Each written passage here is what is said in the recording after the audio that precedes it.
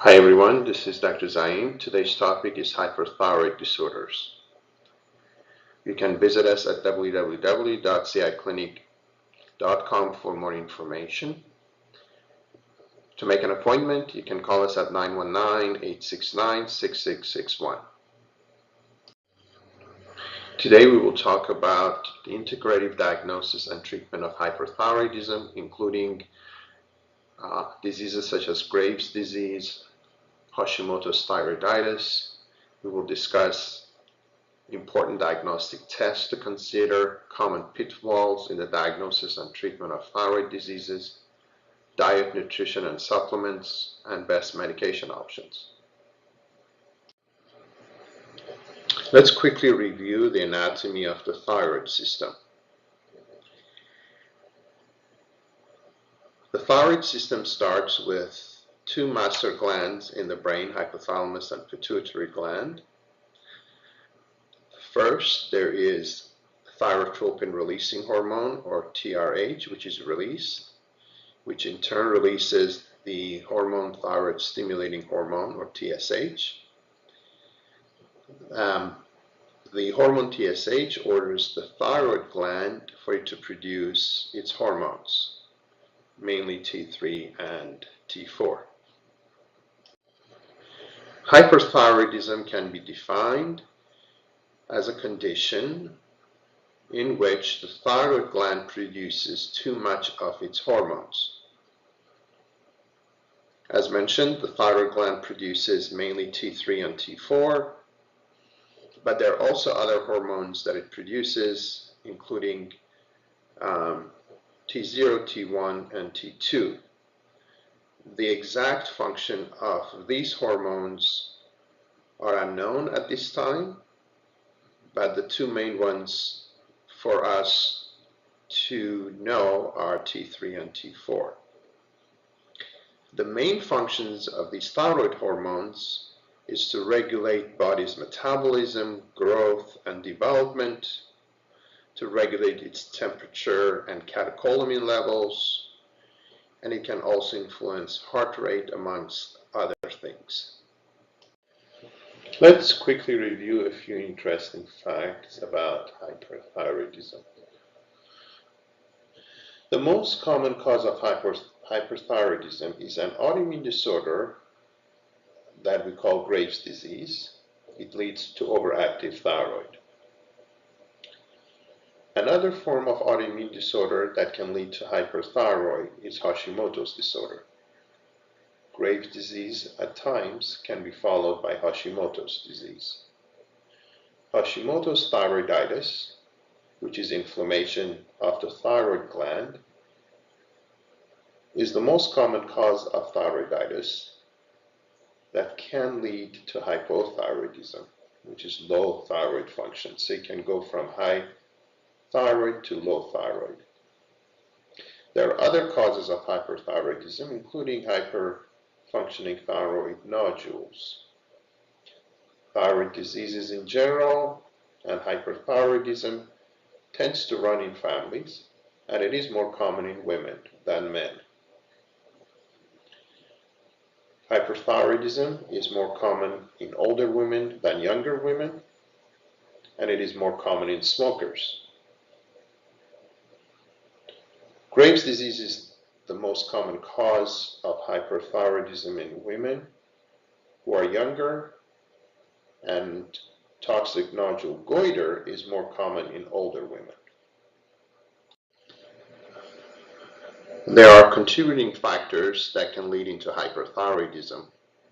They include genetic predisposition, gut issues such as leaky gut syndrome, or hypochlorhydria, which is low content of hydrochloric acid in the stomach, other hormonal imbalances, toxins in the environment, food allergies, and stress. Let's look at some of the symptoms of hyperthyroidism. Symptoms are very variable, and each person with hyperthyroidism may experience different combinations of these symptoms.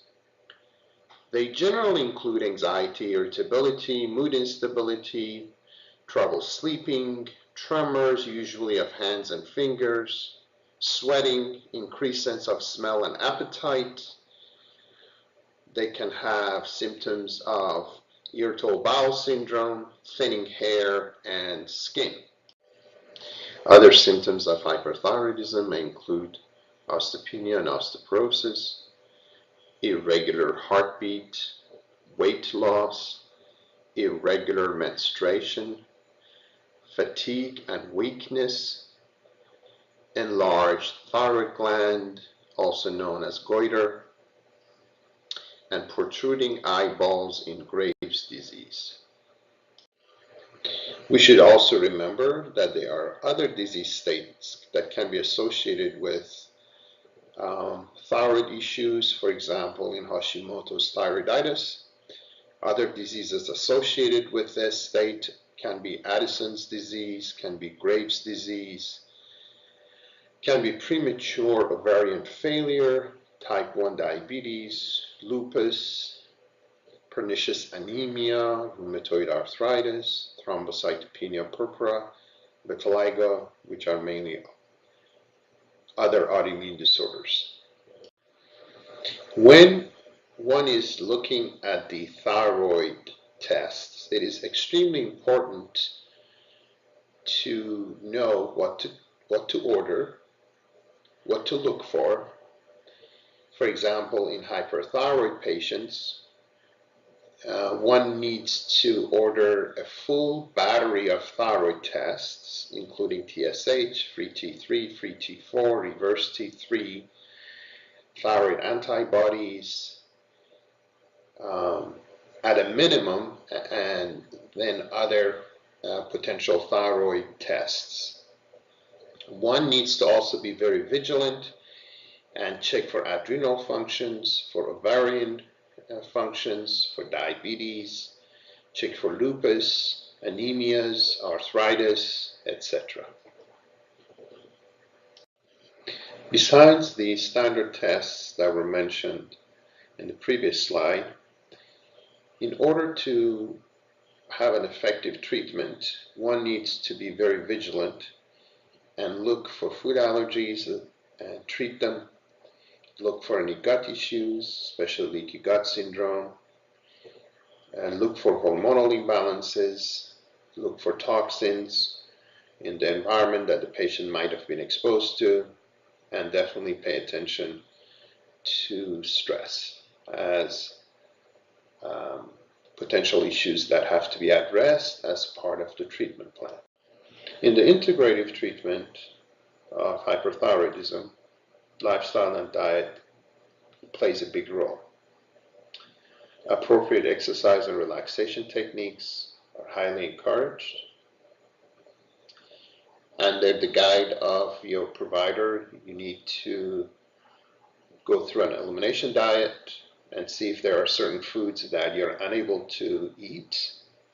Certain foods are encouraged to be avoided altogether, and you're encouraged to eat other foods more of.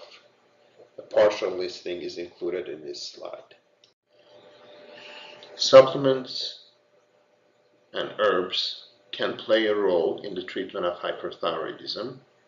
It is very important for any use of supplements or botanicals be under the care of a knowledgeable provider. There are some nutrients that can be tested in the blood. It is recommended for the levels to be checked before the dosage is recommended to a patient. Conventional treatment of hyperthyroidism can play a part in the integrative approach. These treatments can vary from radioactive iodine to antithyroid medications such as PTU, to beta blockers, to aspirin therapy, and at times surgery. Here are two web resources that I hope you will find useful. They should help you understand thyroid and thyroid disorders better. If you want to become a patient of ours, or if you have any questions, please call us at 919-869-6661 or visit us at www.ciclinic.com. Thank you.